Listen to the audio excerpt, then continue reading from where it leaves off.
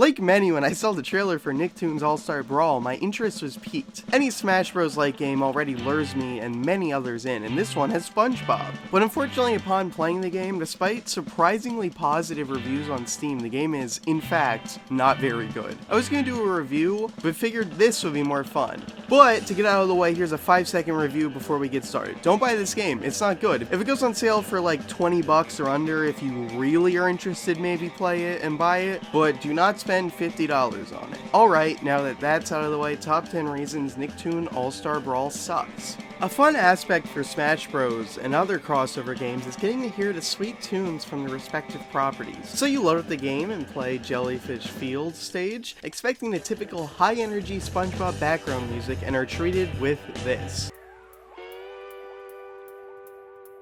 Oh, that's weird. Maybe the Flying Dutchman ship will have actual music from the show? Oh no, and instead it has the worst music I've ever heard in my fucking life.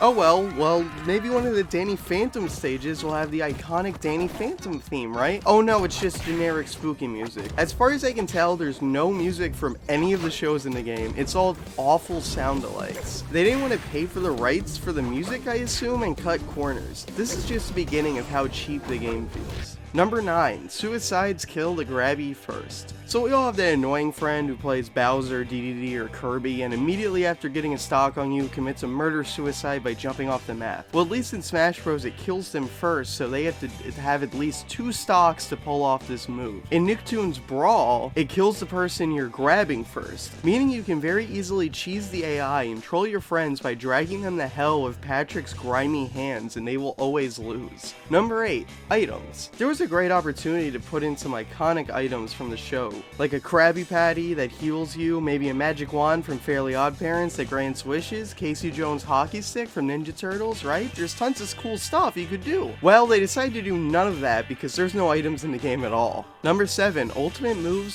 / Final Smashes. Another thing that would be awesome is Final Smashes / Ultimate Moves. It would be great to see Aang go into the Avatar state, or April O'Neil and Casey Jones team up to wreck the competition. Once again, the developers decided to not capitalize on an opportunity to do something cool, and in fact, characters only have 3 specials instead of 4 like Smash.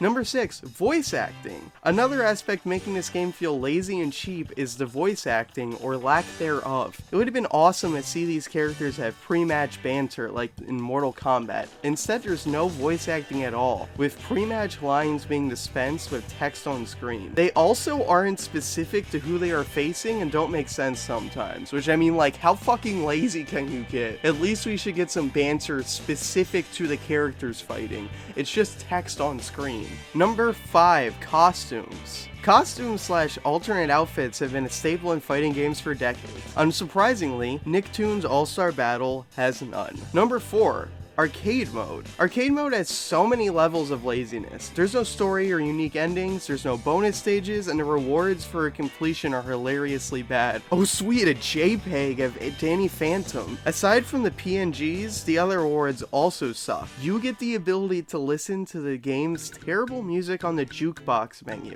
That's it. No hidden characters, costumes, stages, or anything fun or interesting. Number 3. No air dodges and bad controls. Well, clearly they're going with a stripped down approach that's just the essentials. Maybe they sacrificed the bells and whistles for great gameplay. They didn't. This game controls poorly and plays like a game at Dave & Buster's or Chuck E. Cheese's. You know, with like the floaty, unresponsive controls, but you put up with it because you were either drunk or a kid at a birthday party. This is a console release though, so the shitty arcade level gameplay doesn't cut it. This game doesn't even have air dodges like Smash Bros. Or Rivals of Aether. This fact makes it incredibly easy to spam up attacks and projectiles when your opponent tries to land or recover from offstage. Number 2. Roster. Some would say a fighting game is only as good as its roster, and this is doubly true for licensed or crossover games. Now unfortunately, Nickelodeon doesn't have much of a roster to draw from in the first place, since Nickelodeon largely has a bunch of shitty cartoons. I mean, look at this roster. 70% of the characters are over 20 years old, and the only characters from a game that are from a show in the past 10 10 years are Korra and the Loud House characters, and Korra's 10th anniversary is coming up soon. That's how bad Nicktoons are. They have nothing.